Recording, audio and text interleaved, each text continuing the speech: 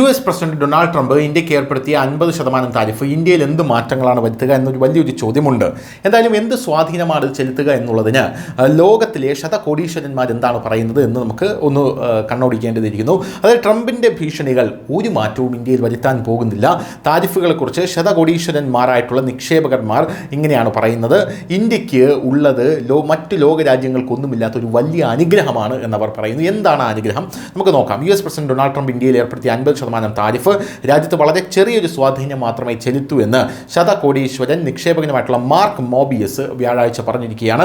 കാരണം ഈ രാജ്യത്തിന് വലിയൊരു അനുഗ്രഹമുണ്ട്. അത് ഈ രാജ്യത്തിൻ്റെ 145 കോടി ജനമാണ്. ഈ രാജ്യത്തിൻ്റെ ആഭ്യന്തര വിപണിയാണ് എന്നുള്ളതാണ്. അതായത് ഇന്ത്യക്ക് മറ്റൊരു രാജ്യത്തേക്ക് കയറ്റുമതി ചെയ്തിട്ട് വേണ്ട ഇന്ത്യക്ക് പൈസ ഉണ്ടാക്കാൻ. മറിച്ച് ഇന്ത്യയിൽ ഉണ്ടാക്കുന്ന വസ്തുക്കൾ ഇന്ത്യയിലെ ജനങ്ങൾക്ക് തന്നെ വിറ്റ് ഇന്ത്യക്ക് ഇപ്പോൾ പൈസ ഉണ്ടാക്കാൻ സാധിക്കും. അതാണ് ഇന്ത്യയുടെ ഏറ്റവും വലിയ ശക്തി എന്ന് പറയുന്നത്. എന്തായാലും വാർത്താ ഏജൻസി ആയിട്ടുള്ള IANS-ന്റെ റിപ്പോർട്ട് അനുസരിച്ച് ഇന്ത്യ ചൈനയെ പോലെ കയറ്റുമതിയെ പൂർണ്ണമായിട്ടും ആശ്രയിക്കുന്നില്ല. അതിനാൽ മറ്റ് രാജ്യങ്ങളുടെ സമ്പദ് വ്യവസ്ഥകളുമായി താരതമ്യപ്പെടുത്തുമ്പോൾ താരിഫുകൾ കൈകാര്യം ചെയ്യാൻ ഇന്ത്യ മികച്ച നിലയിലാണ്. ഇന്ത്യയുടെ ആഭ്യന്തര വിപണി വളരെ വലുതാണ്. ചൈനയെ പോലെ കയറ്റുമതിയെ ആശ്രയിക്കുന്നില്ല. ഇതിനു പുറമെ ഇന്ത്യൻ സോഫ്റ്റ്വെയർ കയറ്റുമതിയും നല്ല നിലയിലാണ്. ഇത് താരിഫുകളിൽ നിന്ന് സംരക്ഷിക്കാൻ സഹായിക്കും. അതിനാൽ ചുരുക്കത്തിൽ താരിഫുകൾ ഇന്ത്യക്ക് വലിയ പ്രശ്നമല്ല. ഇന്ത്യ എന്ന് പറയുന്ന രാജ്യം സോഫ്റ്റ്വെയറുകൾ വലിയ രീതിയിൽ കയറ്റുമതി ചെയ്യുന്ന ഒരു രാജ്യം കൂടെയാണ് എന്ന് നമ്മൾ ഈ ഘട്ടത്തിൽ എടുത്തു പറയേണ്ട ഒരു കാര്യമാണ്. ഈ സോഫ്റ്റ്വെയർ കയറ്റുമതിയിൽ അമേരിക്കയ്ക്കൊന്നും ചെയ്യാൻ പറ്റില്ല. അവരുടെ താരിഫ് അവർക്ക് ചുമത്താനായിട്ട് വലിയ രീതിയിൽ സാധിക്കില്ല എന്നുള്ളൊരു വസ്തുതയാണ്. അതുകൊണ്ട് തന്നെ ഇന്ത്യ സേഫ് സോണിലാണ് എന്നാണ് ഇപ്പോൾ കൃത്യമായി ഈ നിക്ഷേപകൻ പറയുന്നത്. ഇലക്ട്രോണിക്സ് ഉൽപ്പന്നങ്ങൾ താരിഫ് പട്ടികയിൽ നിന്ന് പുറത്താണ്.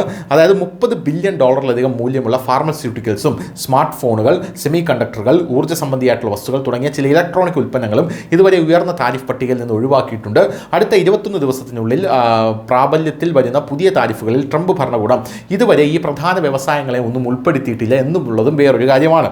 കാരണം അത് ഉൾപ്പെടുത്തി കഴിഞ്ഞാൽ അമേരിക്കയ്ക്കും വലിയ തലവേദനയാവും. പെട്രോളിയം കയറ്റുമതിയും താരിഫുകളിൽ നിന്ന് സംരക്ഷിക്കപ്പെട്ടു. കാരണം പെട്രോളിന് താരിഫ് ഏർപ്പെടുത്തി കഴിഞ്ഞാൽ യൂറോപ്പ് തന്നെ പട്ടിണിയിലായി പോകും. ഇന്ത്യ റഷ്യയിൽ നിന്ന് എണ്ണ വാങ്ങിച്ച് സംസ്കരിച്ച് യൂറോപ്പിന് കൊടുക്കുകയാണ്. ആ യൂറോപ്പ് ട്രംപിൻ്റെ കൊങ്ങയ്ക്ക് പിടിക്കേണ്ട ഒരു സാഹചര്യം വരും. അതുകൊണ്ട് ട്രംപ് പെട്രോളിനും താരിഫ് ഞാൻ ഏർപ്പെടുത്തുന്നില്ല എന്ന് പറഞ്ഞിട്ടുണ്ട്. എന്തായാലും 2025 സാമ്പത്തിക വർഷത്തിൽ ഇന്ത്യ ഇലക്ട്രോണിക് ഉൽപ്പന്നങ്ങൾ, പ്രധാനമായും മരുന്നുകളും ഫാർമസ്യൂട്ടിക്കൽസും യഥാക്രമം $10.5 ബില്യൺ, $14.6 ബില്യൺ കയറ്റുമതി ചെയ്തിട്ടുണ്ട്. ഇത് മൊത്തം US കയറ്റുമതിയുടെ 29%. 2025 സാമ്പത്തിക വർഷത്തിൽ $4.09 ബില്യൺ പെട്രോളിയം കയറ്റുമതി ഉയർന്ന ഊർജ്ജ താരിഫുകളുടെ പട്ടികയിൽ നിന്ന് ഒഴിവാക്കിയതിനാൽ ട്രംപിൻ്റെ പുതിയ താരിഫുകളിൽ നിന്നും നിലവിൽ സംരക്ഷിക്കപ്പെട്ടിട്ടുണ്ട്. ശ്രദ്ധേയമായി 2025 സാമ്പത്തിക വർഷത്തിൽ ഇന്ത്യ US-ലേക്ക് $86.51 ബില്യൺ കയറ്റുമതി നടത്തിയിട്ടുണ്ട് എന്നും റിപ്പോർട്ടുകൾ സൂചിപ്പിക്കുന്നു. എന്തായാലും ഈ ശതകോടീശ്വരനായിട്ടുള്ള മോബിയസിൻ്റെ അഭിപ്രായത്തിൽ ഇന്ത്യ കാണുന്ന GDP വളർച്ച ലോകത്തിലെ മൂന്നാമത്തെ വലിയ സമ്പദ് വ്യവസ്ഥയാകാനുള്ള പാതയിൽ മുന്നേറാനായി സഹായിക്കും. ആഗോള അനിശ്ചിതത്വങ്ങൾക്കിടയിലും രാജ്യം 6-7% വളർച്ചാ നിരക്ക് കൈവരിച്ചു. ഇത് അതിൻ്റെ സമ്പദ് വ്യവസ്ഥയുടെ ശക്തി കാണിക്കുന്നു.